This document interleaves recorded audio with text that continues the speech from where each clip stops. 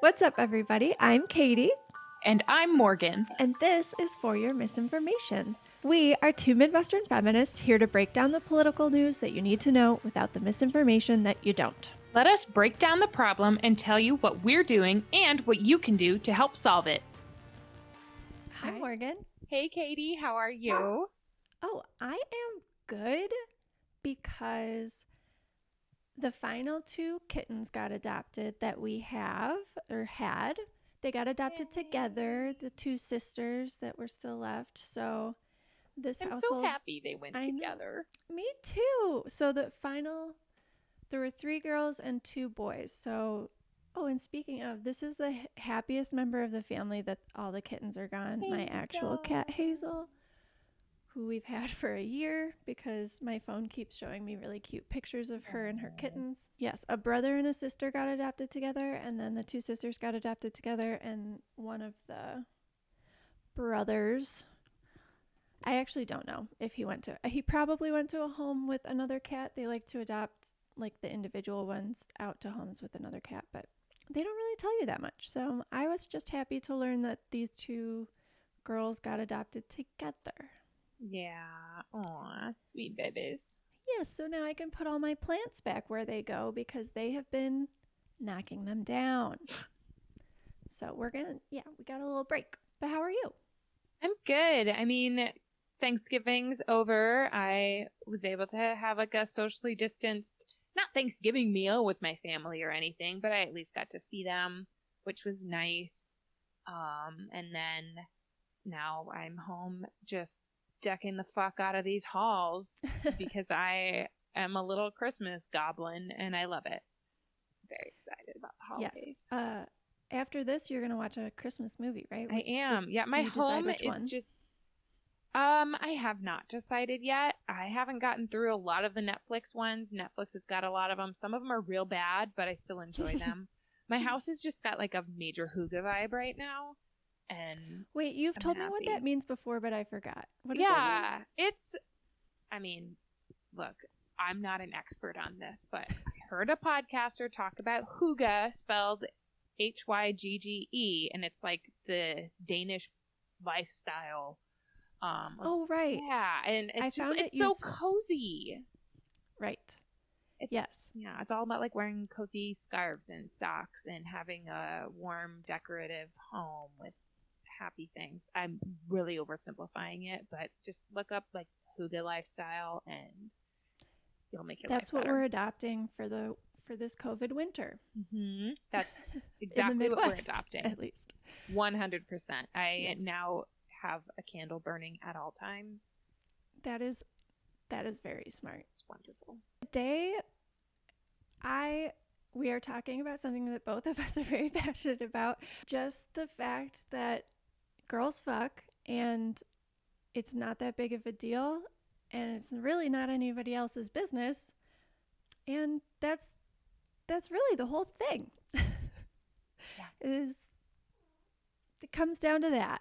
Sex is probably the oldest human activity, second to maybe like breathing, sleeping, and pooping that humans do, and it's not a big deal, and it shouldn't be a big deal. It shouldn't be any bigger of a deal that women have sex than men, but for some reason it sure many societies make a real big fucking deal about it. Pun intended.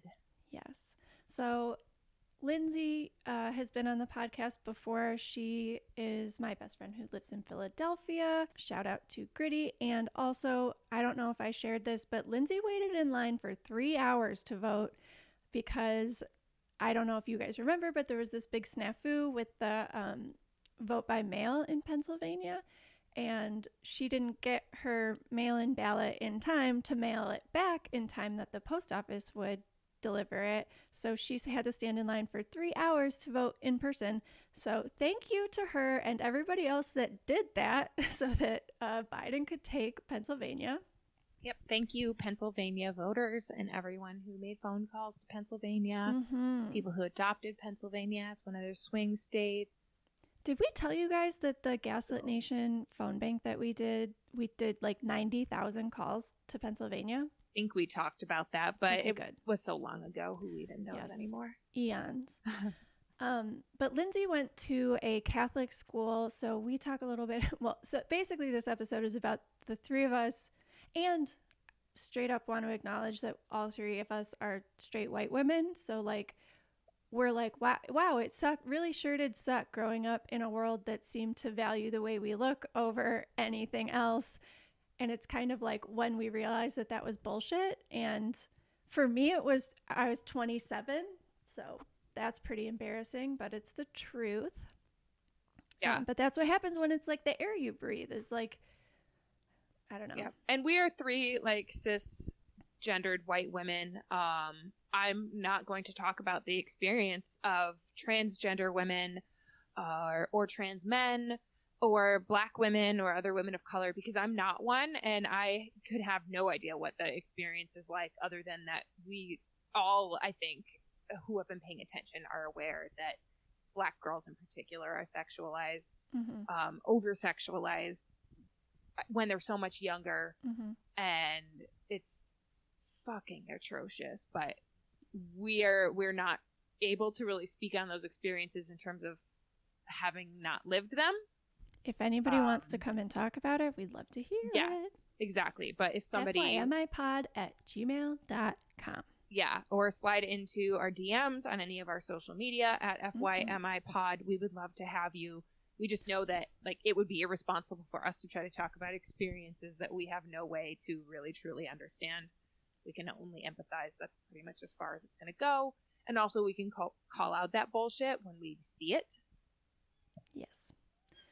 So imagine all the bullshit we talk about amplified by a shit ton. But yeah, this is all the stuff that we wish we knew when we were 16, but we are glad that we understand now. Yep. Hi, Lindsay. Hi. Welcome back to For Your Misinformation. Thank you. We're very excited to have you. If you haven't listened to our last episode with Lindsay, it was about her where she works is having a COVID outbreak back in, when was that? Like June? Yeah, probably May through June. So that was sad. She works in a nursing home, and we are kind of just catching up. Very interested to hear your take on today's topic, which is purity culture. But first, I do want to catch up. So I think you mentioned in a text the other week that you're having another outbreak now. We are. It's not as nearly as severe as the one before in terms of numbers and severity of cases. Good. So it doesn't feel quite the same, but knock on wood, we have one active case right now. Oh, wow. I think at the most we had 25 cases. And there's like 100 people? Mm-hmm. Yeah, that's so many. So, yeah. Upsetting. Mm-hmm. Not fun. No. The other thing, you're still training for an Ironman. I kind of thought that like you might be like, anyway, moving on, but like this seems like torture. I feel like it is as well. Basically, so Ironmans are really expensive to sign up for. And it's also a giant, massive corporation that doesn't necessarily, like to work with you individually. So they don't offer refunds. They only offer deferrals into future races. So even in a pandemic, they're like, correct. No. Just wait until the pandemic is over. Yes. Mm-hmm. We don't know when it's going to be, but we're going to pretend that we're going to keep having races. Yeah. We're just going to shift your goals and training ideals or whatever. But if you can watch these episodes on YouTube. I put a different plant in the background of every episode, and Lindsay's cats are hanging around. being very cute. Well, Their brothers named Winston and Wesley. yeah, this is Wesley. They have their own Instagram. It's double meow meows. Check them out. Make them Insta famous. They are cute. Okay. Sorry. No, that's okay. So basically, yes, this time last year, I started training. I trained through March 13th, and then they canceled the race I was supposed to do, and maybe I'm just going to repeat that again. So you're aiming for April. April. All right. Well, we'll see how we'll that see. goes. I did a poll. My cat is going to try to jump from the ground to a shelf that is taller than me. Oh, he gave up. Way to know your limits, buddy. Yeah. So I did a poll on Instagram if I was basically being an idiot or not starting to train, and I didn't see that poll. Oh, you missed it. Dang. I'll send it to you. Okay. It's not up anymore. Yeah, I figured. But anyone who basically, it was an even split between people who are like my triathlon friends who were like, yep, you're an idiot, and then friends of any other genre who like, who knows, maybe it's gonna happen. I was like, oh, this doesn't bode well for the people who like kind of know what's happening. Yeah. Are the ones saying that it's a bad idea, but I'm gonna do it. I mean, I'm impressed and very proud of you. Thank you. Also, you, me, and Morgan would murder a relay triathlon. We should totally do that. Yup.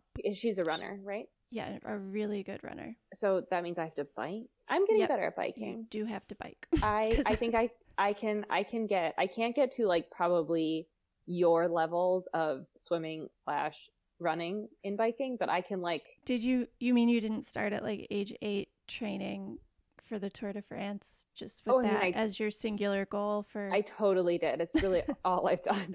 Okay, good, because that's what we expect on this team. We're going to demand it. I can totally get there. Perfect. Just give me a couple days. Cool. Yeah, I can do like virtual lessons. Wait, sorry, this metaphor doesn't work anymore because I only know how to swim. It's not swimming. So I think we talked about this last time, but you went to a Catholic high school in Minnesota. Yes, all girls. I did. Yep. I think you have an interesting perspective on purity culture and purity balls and all that stuff. I didn't for a long time, and actually, like, when I started to learn about this, I was like, oh, okay, the world makes more sense now. That's helpful. Yeah. Which sucks, but it's true. And also, it damages everybody. Like, we were damaged by it. Men are damaged by it too in different ways. But also, like, we're straight and white, and it damaged the shit, like us. Like, we can't. I don't know. Our last episode was about trauma. It's like, man, trauma. Yeah. There's a lot of trauma coming out of the evangelical church. I don't know. What was it like going to an all-girls Catholic school, especially with like your parents and like the messages you were hearing at school versus at home? Yeah. So I went to Catholic school starting in, I guess, kindergarten. I went to Lutheran preschool, way different. If you're looking for a church community, I would check out Lutheranism because I used to go to church with Renee when we were little, and she went to a Lutheran church, and it was like the only like non-threatening. I mean, okay, that might be an exaggeration, but I'm a super anxious person, and I like always have been, and Lutheran services were the only ones that didn't make me be like, oh my God, I wish I wasn't here. I mean, it's probably one of the most sweeping generalizations, but I feel like Lutherans are super chill. Yep. I'll co-sign that. So I did that. I got that chill start to life, and then I started going to Catholic school. So I never knew any different because, I mean, when you start when you're 5, right. You aren't like seeking other opinions. And even I had a couple very good friends that didn't go to my school, but they also went to private schools and religious schools, so I never really had a true like other perspective, even all the way through high school. And it was not until I got to college and met a bunch of people where I was like, oh, I don't know very much. And yeah, you can ask probably like one of my best friends that I met early on freshman year. She would tell you like, this girl is on a different level. Like, she needs to do some socialization. Yeah, basically it's super one-sided. Everything no sex education, right? Absolutely not. We had, what was it called, family planning, natural family planning. No, I think I'm combining natural family planning with whatever it was called. In 5th grade, where it was actually, so we had boys and girls in 5th grade, and we had our own separate things, which, okay, I don't know if my memory of the 5th grade is all that great, but I swear we did not ever learn what sex was, like the act of sex. But the boys did. And the boys told us, like, at recess that day, that their teacher, whoever the dude was, because we had a female 5th grade teacher, so they found some random man because, you know, they need a man to teach them about Men can't learn stuff about men from women. Literally, like, demoed with their hand, like, finger and fist, and was like, that's what you do. Great. And that was what they learned. And I don't even think we got that. Yeah, I mean, anyway, that information, their partners are sure to be just like coming every sexual experience. It's got to be great, right? Yeah. So, and then everything in high school was basically, I would say, like a scare tactic. So we did watch an abortion. We got a lot of slides of STDs. Like, I really, really know what terrible chlamydia looks like now. Something that I don't need to know in my, field, but I do know. And that was like, I think that was pretty much the extent was. So instead of like, here are different forms of birth control, here is what a healthy relationship looks. I mean, not that I had that either. It does exist now, which is really, really nice. And I'm kind of hoping that when I talk to Morgan, like, since she's a health educator specifically, like, I bet she has some, I mean, I'm sure she has some really interesting thoughts on this. But yeah, no, none of that. And that has harmful effects. Like, it's directly correlated to people who are taught abstinence-only sex education have higher rates of pregnancy, higher rates of STIs. They don't understand boundaries or consent. So, like, they absolutely, yeah. It's really it's like, when you think about the idea of a purity ball, it's like, haha, freaks. But then it's like, oh my God, like, no, it's real. So sad. Yeah. It's so damaging. And go ahead. This is a funny story that I didn't tell anyone ever until recently, and now I like to tell a lot of people. Yay. That the first time I ever had sex, I couldn't say the word condom. Like, what? I couldn't verbalize it because I was like, like, I don't think I'd ever said it out loud, probably. And I was like, and so we didn't use one. Cool, right? Yeah. Yeah. So, because like, so shame is cool and real. Yep. And then I drove immediately to Walgreens and got a Plan B, and I was like, yay, pharmacies. Yeah. But I feel like I had never said it out loud before, or if I had, it was like with girls that I was really comfortable with, not in like new strange situations. So I was like,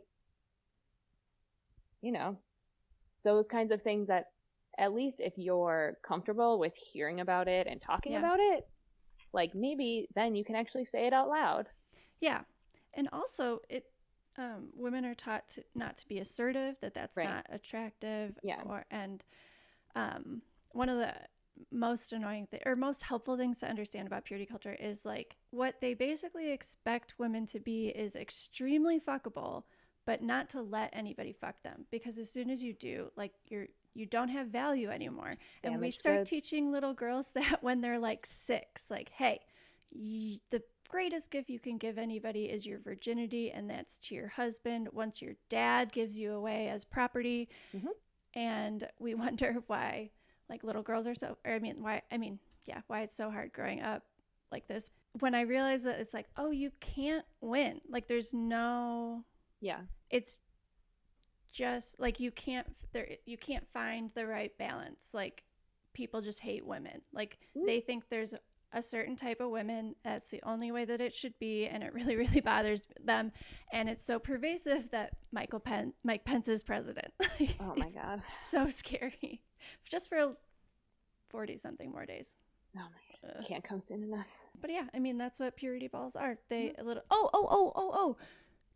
Okay, so you did not go to a purity ball, but you No. had to You had to sign a purity pledge. So, okay, I was really trying to remember how this went down, because I do remember it, but it's not a super strong memory. Mhm. Basically, that we, like, in religion class, you like, you know, talk about verses from the Bible where God says, you know, only fuck your husband.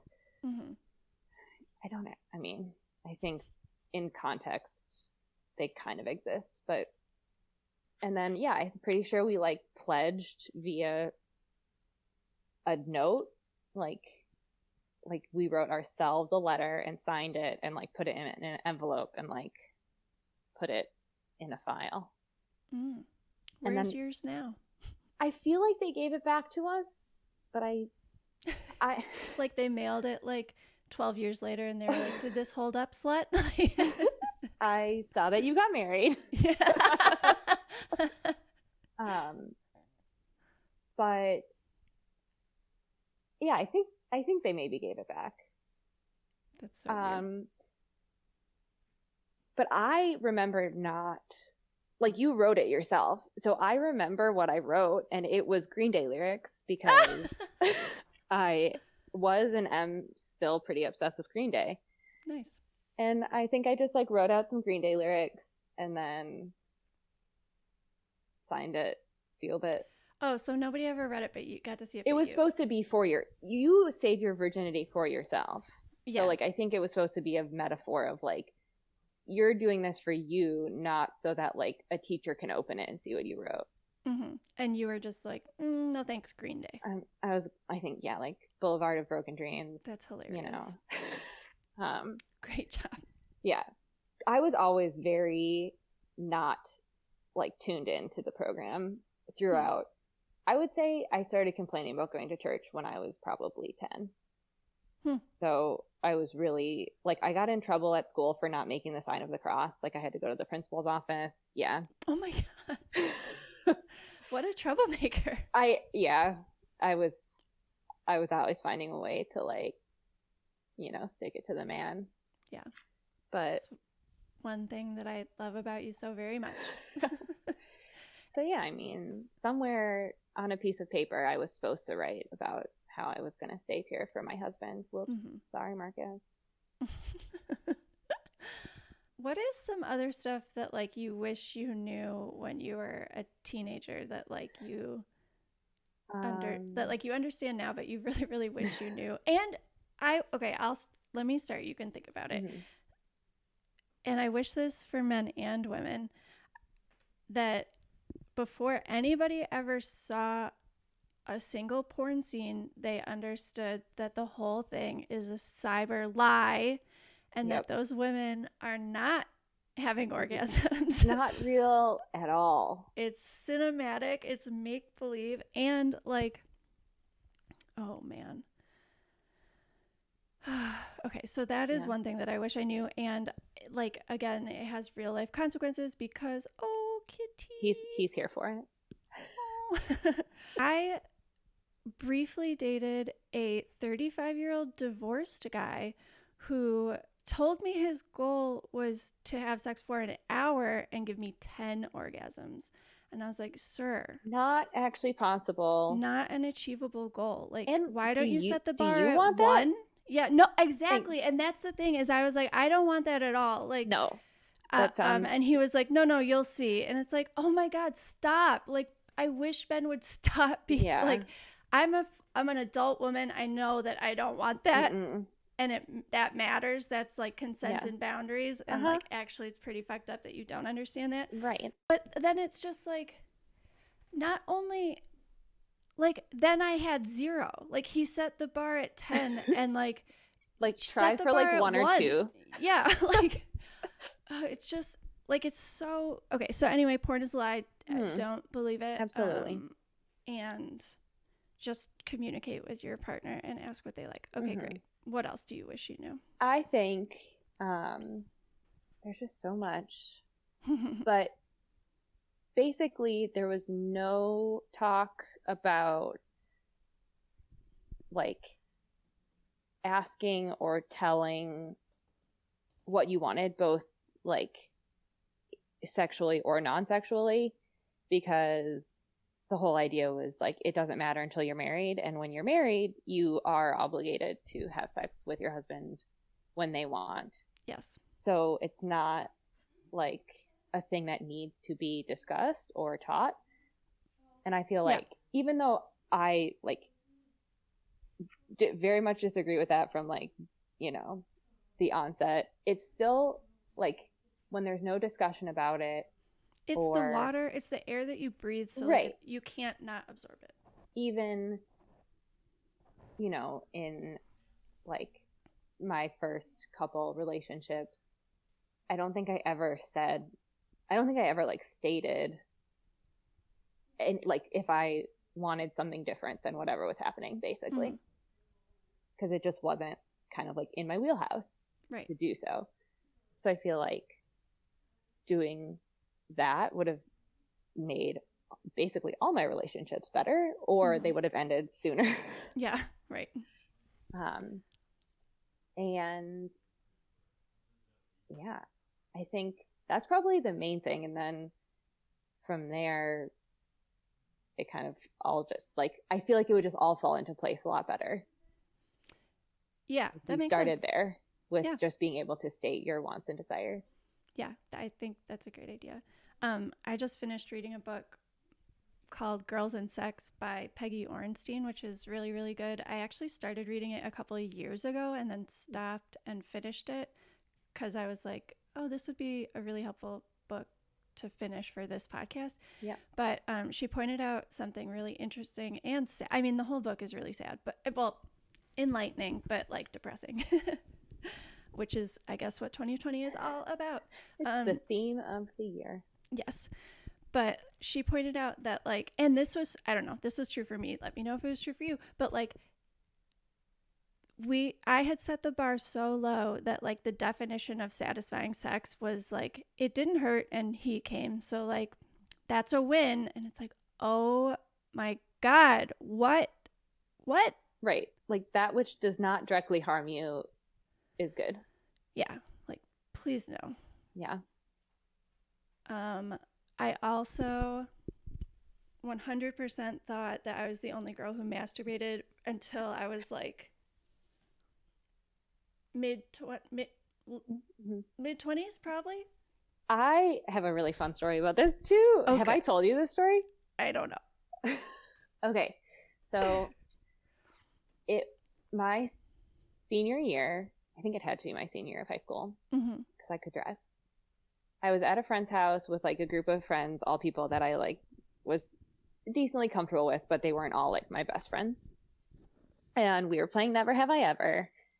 And I don't know in what context I said it, but basically I was trying to call out people that had masturbated in weird places. Like not your bed, basically. Oh. So I said something like, oh, never have I ever masturbated not inside my own house, thinking that I would get people who had done it in like the school bathroom or a like car. Yeah, okay. Yeah. Whatever. Mm-hmm. And everyone just looked at me like I was insane. Slut. And I was like, what do you, I was like, I thought that was tame. Like I'm mostly like a bed girl, you know. Sometimes in the tub, you know, whatever. I thought I was going to get unclean, unpure. You know, you're literally. I have never. That's probably the most awkward I've ever felt in my entire life. Aww. Because there's probably 10 people, and every single set of eyes were just like judgment. Rays of judgment just entering my body, mm-hmm. and I was like, wait. And there were guys there too, and I was like, you're liars. Like, yes. I know that you have dicks and you like to touch them. Like, yeah.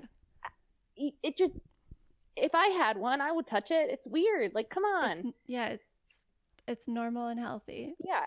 And we were 17 and 18 at that point. So I had one friend later that told me like, oh, obviously I did too, but like everyone else had that reaction. So like, sorry. I didn't speak otherwise. And I just let you feel like a freak. Great. I literally drove home like without the radio on, like, oh God. What did I do? But yeah, so all like, and they were all people from my school. So that's how ingrained, like, you had to lie because every time you masturbate, God killed kitten, right? Yes. So even in like a small group of friends, you still had to lie about it, apparently. And also, I think some of those people had had sex at that point. So I feel like if you haven't masturbated, you shouldn't have sex.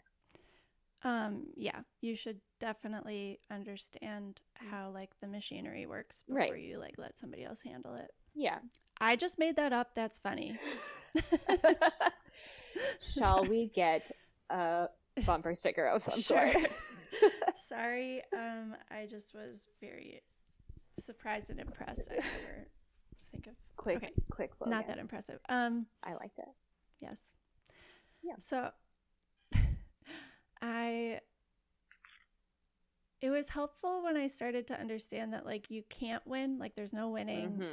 And there's no need to feel terrible about it because and I think like one part of how I realized that was I started dating somebody when I was 18 who was super religious. He's like my nice ex, the only one that I really like have any interest in keeping in touch with. He was really religious and he didn't want to have sex until marriage. And I had like some experiences in high school, especially on my like club swim team, of being like super, I don't know. I had sex with some girl's boyfriend and then I was like super ostracized, which probably shouldn't have done that, but also like nobody ostracized him. I mean, you didn't have a boyfriend. Right. Yeah. So that kind of sucked. And then I was like, well, if I'm dating somebody who's waiting till marriage and like I don't have like, that makes me good because then I can like suppress, like I like him. He doesn't want to do that. It's not like I'm going to make him do that. So I just won't do that. So we dated from like 18 to 24, didn't do any of that, which I thought like I don't know. I just thought I was being like good. And a couple years later, after he and I had broken up, I like got slut shamed by some kid from my high school club team who like is an adult now. And it's just like, oh my God, I've been abstinent for the last like 6 years. Like there is no winning. Like, nope. It doesn't matter that like the key is that if you're a person who's an adult who thinks that like another person's value is based on how like close they've been to dicks and how many of them, like that person's opinion doesn't matter. Yep. It's like, oh, you can't win. You absolutely cannot. So don't even worry about it. I think it's also super, super damaging I mean, so like telling young girls that you're their dad's property and that virginity is their most precious gift creates this culture where sexual assault is rampant and that girls don't want to tell anybody because their most precious gift has been ruined. They're now like dirty, rotten, like their husbands won't want them. So like they keep this shame to themselves, even though they shouldn't be ashamed. Their Right. attackers should be. Absolutely. Or Like if it's weird because if it's a double standard, if someone, you know, broke into your house and like stole your belongings, I'm sure people do, but I would hope people wouldn't be like, did you leave your door unlocked? Or like, I mean, why did you own all that stuff? Did your if you house didn't look want people like to it take- probably had some nice, easily stealable items in it? Yeah. Like, for the most part, people would just be like, wow, that really sucks. That person is an asshole. But for some reason, when it's your, I don't consider virginity to be a thing, but when it's your quote unquote virginity, all of a sudden it's totally different. Yeah. I do remember sitting in math class the next day and being like, I feel the same. Okay. And then like moved on. Like that was all. I was like, I kind of thought I'd feel different. Me too. I don't. Moving on. Yep. It's also like whether you're taught this explicitly or not, again, it's like the air that you breathe. So what this teaches people is basically that like men are born with this insatiable lust, and of course women are not. So our job is to resist and to remain pure, but also be very hot, but attractive, not so hot that you cause men to stumble. But you look sick today, can you please put on some mascara? But it doesn't actually like you can't win. Like right. I just, it makes me sad how long I like tried to find the line between like very hot but modest and like it's just like, oh my God, just do whatever you want. Right. Yes. So we had this, I don't know if it was ever a formally written out ideal or if it was just well known that so the school was all girls starting in 7th grade through high school. And the whole idea was like you take out the distraction of having to deal with boys of your age who clearly like, you know, if they're there, you couldn't possibly learn algebra. All you'd be thinking about is, you know, the boy sitting over there or trying to like dumb yourself down so that you look better, which I know is a real problem. But again, it always felt like there was blame being placed on you as a female that you could not possibly excel in a field of like men and women, girls and boys. You needed like your own track basically. And I'm like, I don't want to talk too disparagingly because I know that it does help a lot of people, and they, especially recently, have been very proactive with encouraging STEM, and I know they're like moving with the times. Just, you know, they're not moving backwards. They're just at a glacial pace. Exactly. So it's not like there aren't benefits, but it always was like, oh, well, you can exceed because like you can excel because you're given this opportunity without like boys in the classroom, basically. Because with boys in the classroom, you just, who knows what would happen. You couldn't do it. Their big brains would take up all the room, and you wouldn't have time to think about what to make for dinner. Right. And, you know, because when girls, we had uniforms, so there wasn't a lot of like outfit choices. But, you know, when girls, you know, have handbags and accessories, clearly they're doing that not at all to show off to other girls, but, you know, to show off to the boys. Yeah. Because, you know, no girls in my class had fancy new handbags or most expensive shoes you could get that happened to be brown leather. Yeah. You know. Speaking of having a school uniform, and because earlier we were talking about porn, one of the most fucked up, I mean, there are a ton of extremely fucked up genres of porn. The entire idea of schoolgirl stuff or anybody in a schoolgirl uniform, that should mark you as safe. It should never be sexualized. Because that no matter person's what, a child. You're implying that person is in high school, meaning or younger, right? At the oldest, they might Maybe be 18. Maybe. And just because something's legally okay, like legal does not mean it's morally okay. And that is one of the things that, like, until I stopped to think about it, I was just like, whatever. And now whenever I see it, it like makes my stomach churn, because it's like the last thing anybody with a school uniform on should be is sexualized. Like, right. I hate it here. I know, me too. It's also like deeply ingrained in a lot of, I mean, it's ingrained in everybody. It's the air we breathe, but Republican officials especially. And it's also why we get statements about like honest rape, or arguments that women who use birth control are sluts. And this is like, they're just trying to impose their beliefs on other people around them. So I think my parents definitely, they weren't on the like train of Catholicism like my school was. But they didn't proactively like rebuttal what I was getting at school, which I think is probably the only way that if you want to send your kids to a religious or Catholic school, like you have to actively accept that like that might be a great education and like somewhere where your kid will get a lot of attention, and like, it, like, I can definitely give my school credit for like pushing you to resources, be like your best academically.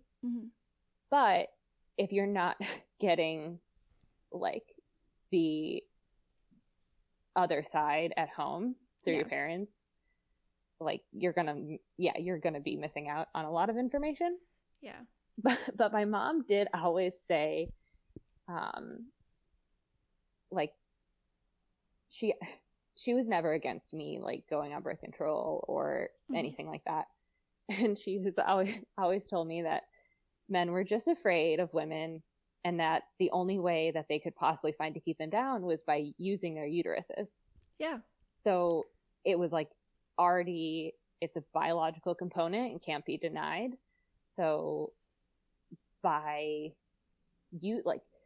regulating it and then giving women no resources, you're basically saying like you can never rise above my power, because ultimately you have to take care of children. And speaking of that, of the people who dropped out of the workforce in the last like month, 80% are women. So poverty has gendered elements to it for sure. Absolutely. That's a great point. It actually, like, man, tell me if this sounds crazy, although you usually understand what I'm trying to say, is like when you were saying that, it reminds me of the war on drugs, because like white people and black people use drugs, but the laws, they only bother to apply to black people most of the time. But like those laws were put in place with that express purpose. Like Nixon laid it out. Like Nixon and Reagan were like, well, we can't say the N-word anymore, so we just have to talk about high tax. Like,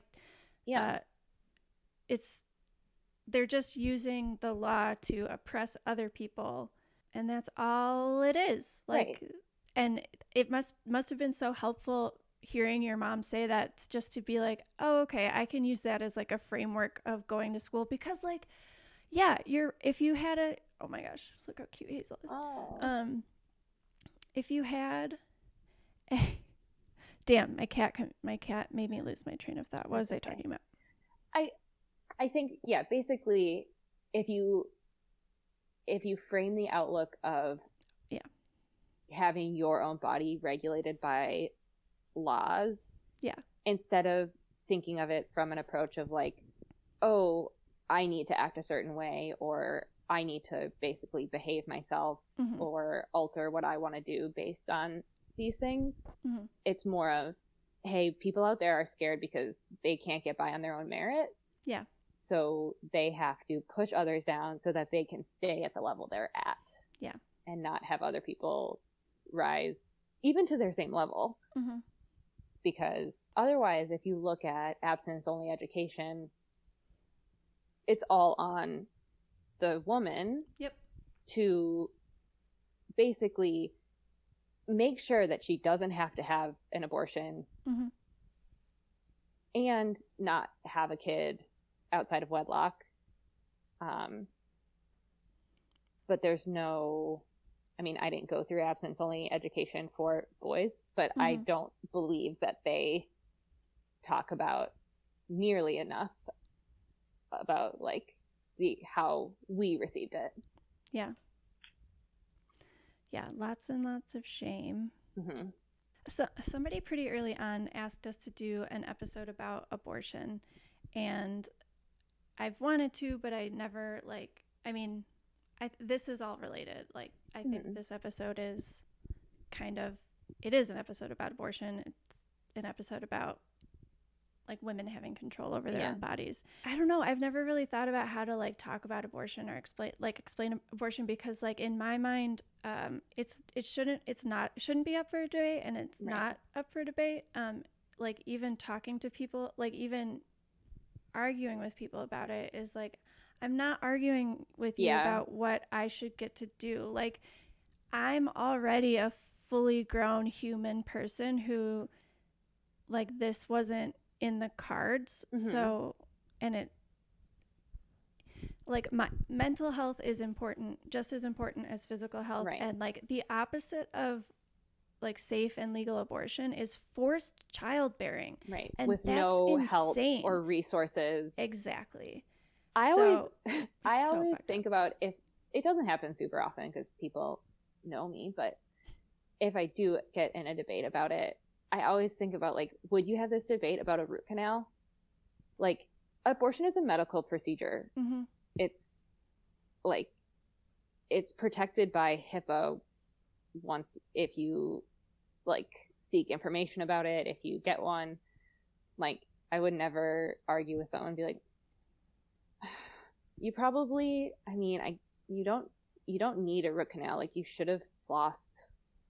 Mm-hmm. Like, if you would have just flossed, you wouldn't need it. You might be able to go to heaven, but since you didn't, you can't.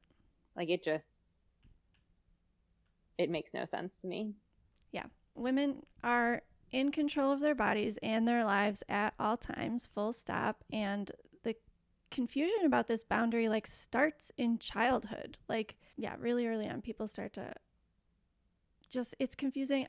Since I didn't grow up with a lot of religion, like religious messaging, I feel like like the more I learn about it, the more it's just like, oh, that's why people behave this way. Is like, it sure seemed like people didn't really value me and like treated me a lot better when I was like hotter or thinner or whatever, have makeup on. And I don't know, it's just like, oh, it's because that is what people are being like force fed constantly. Right. Me too. Which is why I was like 27. This is the story I always tell. But I was 27 years old walking into a grocery store, got catcalled, and was like, that was when I was like, wait a minute, that's sexual harassment. You shouldn't get to talk to me that way. Like, right. But I was 27 when I realized that. Like, that's sad. It's so sad. Yeah, I don't think, honestly, the place I probably got catcalled the most was in Bloomington. And it doesn't make sense really to me because it's a town full of college students. So like, I don't know why I would get targeted like out jogging in pants, but whatever. Since moving out east, I don't think I've ever, like, people just mind their own business, I think, here more. And I've never, like, no one, or I don't look like a teenager anymore, I guess. So people don't feel the need to scream things at me. But like, I actively notice that I don't receive verbal input of any kind, basically, from Unwanted strangers. sexual attention. Yeah. And That's I'm like, good. the fact that I noticed that it's not there, I guess means that it was there. Mm-hmm. So, cool. Yeah. I mean, Bloomington is central Illinois. Like, Yeah, it's kind of like the South. Yeah,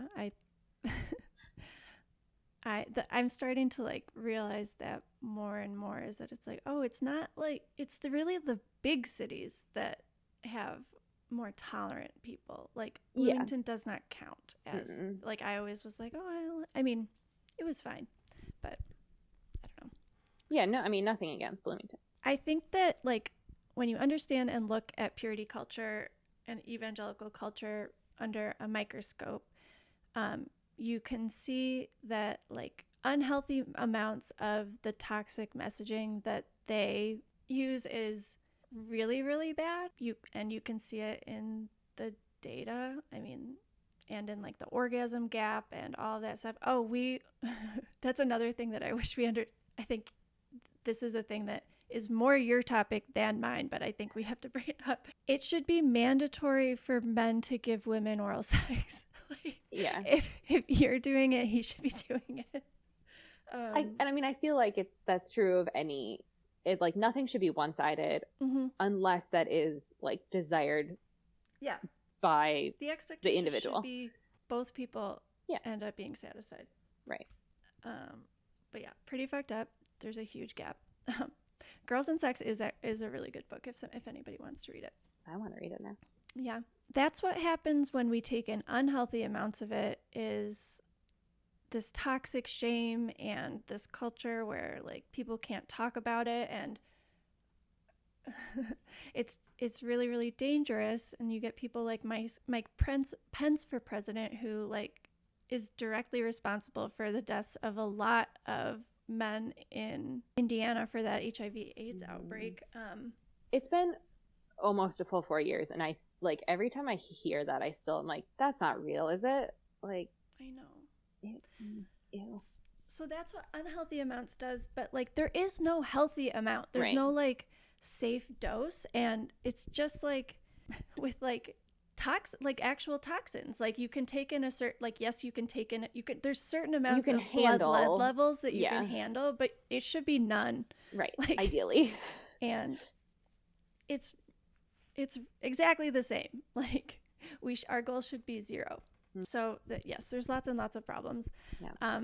But the solution, and we are solution oriented, always, is comprehensive, shame-free, consent-focused sex education for everybody. We should stop setting the bar so low for men. Like, I know that not all men are evil and want to control women, but some do.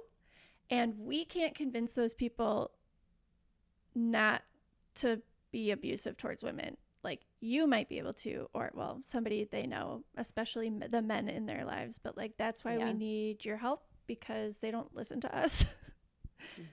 They, by definition, don't really value our opinions. Yeah.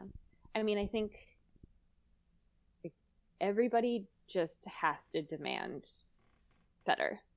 Yeah. And it happens probably in smaller situations than you would expect. But I think just like, I mean, there's a meme that's out there that's like, I don't know,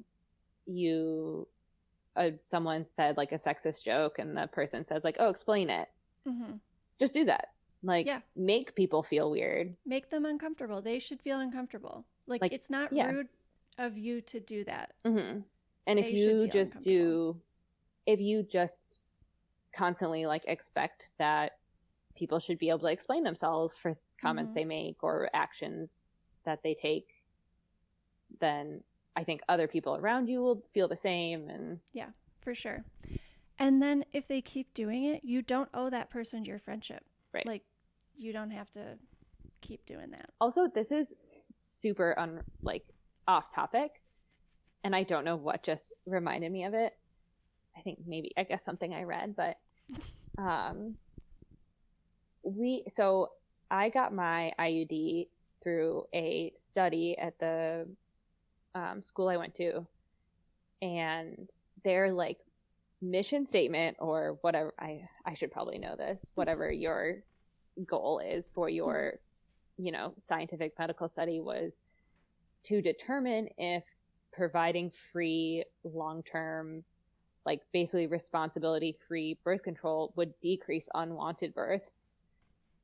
And I was like, huh? I was like, I don't think I don't think you have to like give away anything. Like, I could just tell you that answer is yes. Like, but the fact that they wanted to get in numbers proof that doing something as simple as like providing reliable free access to birth control would like do a positive thing for society was like, people I guess they need proof, not just common knowledge. But I mean, will the proof even work? Like, right, like if people can't just be okay with like knowing that IUDs work really freaking well, are they going to read a scientific study from WashU School of Medicine that says so? Probably not. But I did get a free IUD, and I actually made money off of it. So living go the sign dream. up for some local medical studies if you don't mind, you know, your uterus being prodded a little bit, or maybe other things, whatever. Yeah. So it seems like the Affordable Care Act is not going to be overturned. So did I tell you this? They took my IUD out, but I didn't have them put a new one in. But I can't see Clark anyway, so it's just like, I'll wait. I mean, you can use backup. Yeah. I don't want to and never will again, probably, but I could. Yeah, me neither. Sorry. Everybody use condoms. It's a safe thing to do. Right. PSA. But yeah, I'll just wait until the pandemic's over. But oh God, man, this is an embarrassing question. So you studied abroad in Denmark, yes? Yes. Which is not the Netherlands. It is. That is correct. Amsterdam is not in Denmark. Okay. Do you think they have similar, like, they're both, do they have similar policies? Like, does Denmark have, like, comprehensive sex education? Like, do they have, like, strong social welfare policies, right? Yes. I would say Denmark is, I mean, all the Scandinavian countries do pretty well. Even, like, in European standards, they have, like, very, very high standards for, like, overall population health. Yeah, that makes sense. And it's not, like, from my personal experience, they pride themselves on not being religious. That makes sense to me too. So even just, I lived with 3 Danish women, and like it came up on multiple accounts that like Danish people prided themselves on the fact that their government was not influenced by any religious policy, and that meant that you can do what you want with sex ed. They are like very open to immigrants because there's no like superiority complex. So they have like a very healthy, strong immigrant population. That's I love really Denmark. interesting. So I brought it up because I read specific stats about the Netherlands. So they're much more open with their parents and kids are much more open to talking about sex and boundaries. They do learn about it at school, but they talk about it a lot at home. And they report, like, on average, people there have sex a little bit later. Way more of them report losing their virginity as a positive experience that they felt like happened at like the appropriate time versus in America, like you just don't have all the information that you need. Like, no matter what age you are, you probably don't. Yeah. And yeah, they have lower rates of STIs. They have like healthier relationships because they understand boundaries and consent. It's fascinating, also sad because like that could be us. Right.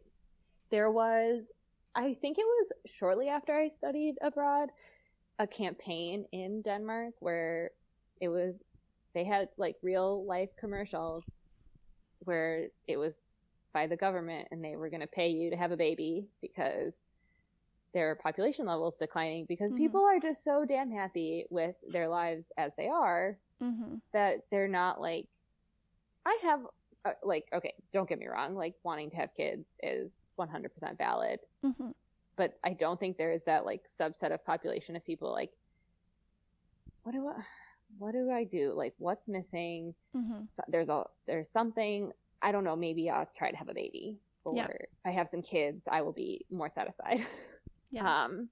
But yeah, they were trying to pay you to reproduce because they were like, we need to keep our population going. What can we do? Like, they've already said like it's already free childcare, free school. They're like, what else can we do? Like, shall we just pay you? Yeah. So that's kind of insane. Gosh, a positive incentive. So like a government with positive incentives and has prioritized childcare over their military. Like it constantly confuses me how many Americans are like willing to reproduce with no resources whatsoever provided, unless you fall into like a below the poverty line level. Yeah. When in Denmark, like they have all the resources you could want, because they trust that like those people know their lives best and they'll use those resources how they need to, because that's how people work. Right. It's also like incredibly more communal, so you actually, even though you don't know like your far neighbor, you still want them to be well. And if that means that like maybe you can't see a doctor till next week because they need to see them this week, like it's okay. Yeah. But also, if you needed to see a doctor right away, you would get in to see a doctor. They postpone stuff that's not urgent, just like they do here, except we have poorer health outcomes by 1,000,000,000%. Yep. So stupid. I really think about it too much, to the point of like, I watch like an episode of a TV show I've seen 1,000,000 times so I can stop thinking about it. Yes, that makes sense to me. Yeah, but I mean, not only, it's just like we start off at such uneven ground because, it's like, yes, people here probably have more kids and there's like a lot of reasons for it, but also like they started from a place of like, didn't get good sex ed, didn't like couldn't afford long-term birth control, doesn't have health insurance, couldn't afford Plan B, like didn't have the resource, has an abusive partner. Like there's just so much that's like worse here because of all the insecurity. Right. So this comes up like somewhat frequently with my husband, where I'm like, we can't have a kid because this, and this is wrong with the world, basically. Yeah. And I straight up told him, I was like, not that we are in any way, shape, or form trying right now, but I was like, I can't conceive a baby if Donald Trump is the president here. Yeah. I can't. Like, I don't even think my body would do it if I wanted it to, because it would be like, bringing a baby into that world? No. Yeah, like, are you paying attention? Yeah, I don't want to do it. Yeah. And his rebuttal is basically like, if you want the world to be a certain way, you like teach your children what you think is the right way. Yeah. So like by like which abstaining, is why it's really important that you have a couple one baby at least. Morgan should have some.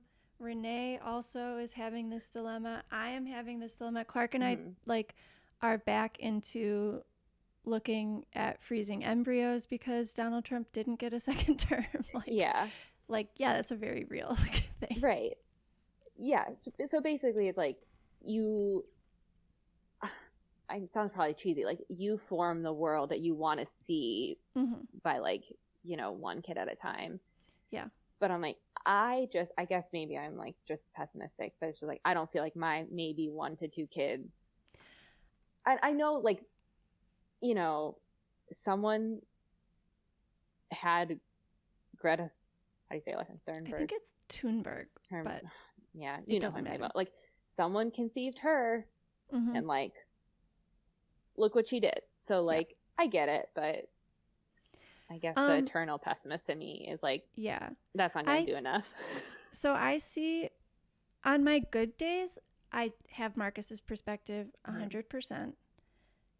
And on my bad days, I'm like, but is it irresponsible for me to bring a person into this world that sucks so much? Like, expecting, being like, I brought you here to make this better. Don't worry. Like, don't feel too much pressure, though. And like, they're going to grow up and then you're going to die and be like, good luck. Yeah, and they're going to be like, I didn't even ask for this. And it's like, I know, but I've decided. We didn't either, but, you know, we're just going to pass it on to you. Yes. Yeah. It's really something I didn't actually think that I would, like, ever put quite as much thought into, but a very real dilemma. Yeah. Yep. For sure. Yeah. Well, thank you for coming on today and talking about how fucked up purity culture is. Thank you. It was a pleasure. Our political actions, like I said, are gonna be the same until January. You can donate to the links. Yeah, exactly. You can donate to the links in our link tree, which is in the bio of this podcast. It's on our Instagram bio. It's in my Instagram bio. There's a link that just like aggregates to a couple different Black progressive organizations down there. One of them might be Latina and another one might be Asian American, but you get it. They're the people on the ground doing the actual work. So you can give your money to them. You can also write postcards to Georgia at postcardstoswingstates.com. Or again, that link is in our bio. Oh, you can phone bank now with Fair Fight. I also realized that I lied to you guys. One of the indivisible phone banking days was yesterday, or it was on December 2nd. We're recording this on the 3rd. So the next one is January 4th, which is the day before the election. So mark that down. We can do phone banking that day. I don't think I've registered for it yet, but when I register, I'll put that link in our Linktree bio. It gets updated regularly. Even if you guys don't listen to the episode this week, you can just be like, I wonder what Katie and Morgan were talking about, and we have updated that Linktree to whatever we were talking about. But we leave the old links in there too because it's useful, or I think it's useful. Yes. So those are our political actions. Also, just like stop slut shaming and stop like associating girls' value with how close they've been to dicks, please. And learn as much as you can about anatomy and sex so that you can educate people when they're being idiots. And when they're like, no, a girl that has sex with lots of guys has a huge vagina. And you're like, no, they don't. Science, bitch. Read it. And nothing makes me happier. Yes. Women should expect to have an orgasm every time, and men should expect the same. And men should be required to go down on women unless they don't want that, but it should be the norm. And that's where I stand on that. Yep. Please stop fucking Republicans. And if you're a parent, make sure you talk to your kids about sex outside of even just like heterosexual sex. It's so important to talk to kids about all kinds of sex, and you know, you don't know that your kid's not gonna be a member of the LGBTQ plus community, right? And having those conversations with them helps them feel like, one, it's okay. Oh my god, that's who they are. Such a good point. And two, like, yeah, like, you know, there's nothing wrong with them. It just is another piece of education that they can then have through their life. They don't know what normal is, but they're sure as hell being fed all the toxic bullshit about also, so they're like, we're like, oh my god, wait, I'm interested in fucking, I'm bad, and they're also like that, but also I'm interested in the same sex, like that's also bad, I'm double bad. So good point. I probably should have brought that up earlier, but yes. I mean, that is such an important thing, and there are a few sex ed curriculums out there that are great. You know, if you don't want to go on with it alone, or, you know, if you're a teacher that you could maybe have for your classroom, because there are a few curriculums out there that actually, finally, after all of this time, cover consent and cover sex outside of just the gender binary, outside of just heterosexual relationships. And Yes. I just think that is so important. That is like the future. I hope someday to get hired to make that my whole job somewhere. That's what we because were nothing doing. would That was be more half of your fulfilling. job. That was half of your job. And I'm Yeah. like sad sometimes that we didn't get to like finish doing that because Me too. like we were about to do that. We were about to Yeah. do that in like a central Illinois town. Yep. That would have been dope as hell. And I mean, that's not to say that they didn't finish doing that. Like we laid all the groundwork for them too. So I hope they sure did. But Yep, me too. yeah, that was cool. I think about that job sometimes and how like cool it could have been if it wasn't taken over by a legitimate authoritarian.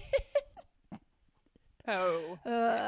Okay, we don't need to talk about that. Anything. What is your fucking hooray this Oh my week? gosh, you all. Well, you know that aside from being a politics and maybe kind of public health and maybe kind of true crime, white collar true crime podcast, this is also a cat podcast. Right. And my fucking hooray this week is an app called Meow Talk Beta. And you can record like your cat's meows and it like translates them into what your cat's probably saying. Now it lets you change them because, you know, we know all cats are a little bit different and stuff, or like Dialects. add some. Yeah, like my cat's got a very specific type of meow that she gives the dogs when she wants them to go away. And like when she made that sound, the app was like, I'm hunting. And I'm like, no, the sound means go away, dog. But it's awesome. I love it. It's so fun to use. Oh my gosh, Peaches, it the has little 5 drama stars. queen. Yeah, it's a great app. Peaches is a All right, little I'm downloading drama it queen. right now. So like every time she's meowing to like feed me, like her feed me meow gets interpreted by the app as I'm in pain. I feel that deep down. I Though. know, right? I'm like, Peaches, I relate to this. This is probably why you are this way. I'm sorry that love your you mommy even has more made now. you this way, you dramatic little beast.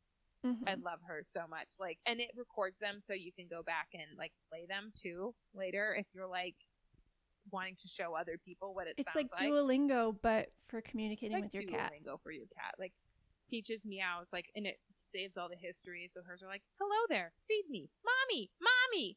I'm hunting, mommy, feed me, mommy. So- go away, dog. I'm in love. Hello there, attention, please, mommy, Oh. feed me, mommy." That sounds like a great life. It's so cute. And I just can't and wait also to hear. sometimes if I'm now that I've got them recorded, if for some reason I'm away from my cat for a little while, I'll just like Oh my god! Oh my god, I can't wait to do this. just because I miss my cat. You live at home with your cat all the time. I know, but sometimes I'm at my desk and she's on top of the cabinets on her bed on her little perch that I put up there for her. Right. So Tragic. sometimes I just gotta play it. That's adorable. My fucking hooray is also cat related. I think I told you about it already. You did. You but sent it to me. Jackson Galaxy is having a like cat conference webinar on Saturday. It'll be over by the time you guys listen to this. Sorry.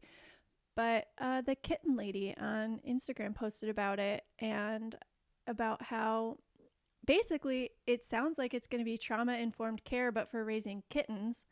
And I'm fucking psyched.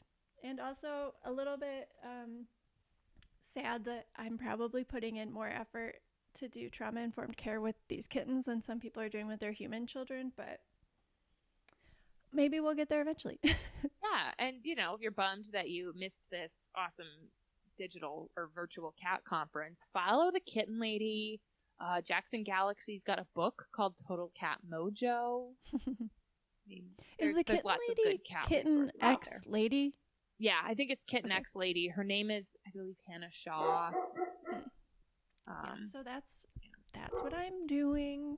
Just lapping up some info about kitten rearing. Living And I'm our excited. best lives. Did you have anything else you wanted to share? Not right now. I don't think anyway. Well, you have a Christmas movie to go enjoy then. I do. I don't know what I'm going to do. I might bake a cherry pie.